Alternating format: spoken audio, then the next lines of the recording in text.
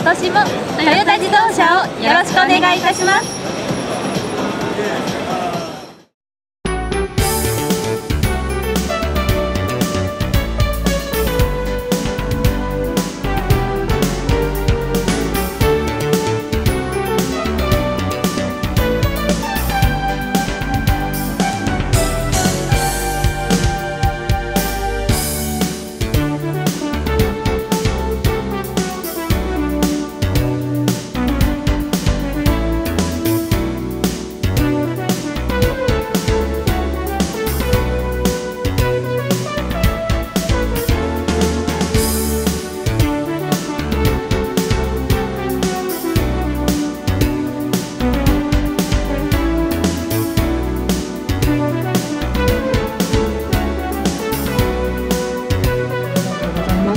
そういった見た目だったり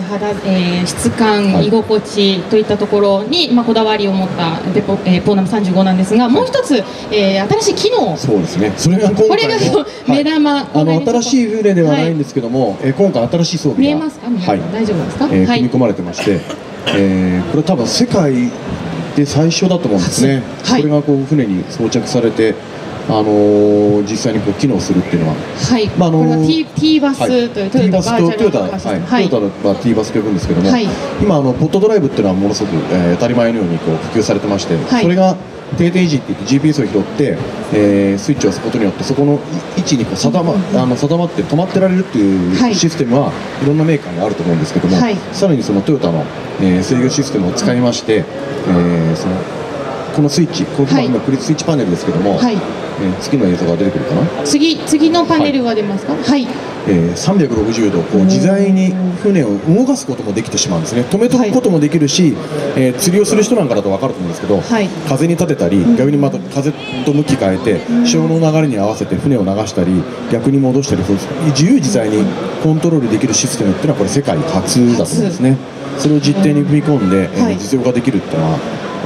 多分トヨタだけじゃないかな。これから多分こういうものが当たり前のように、普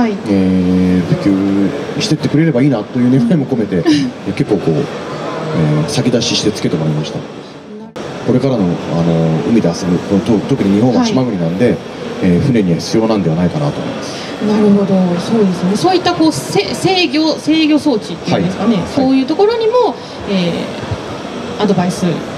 それはもともとある技術で、トヨタの一番得意とするところだと思うんですね。車の電子制御ですね、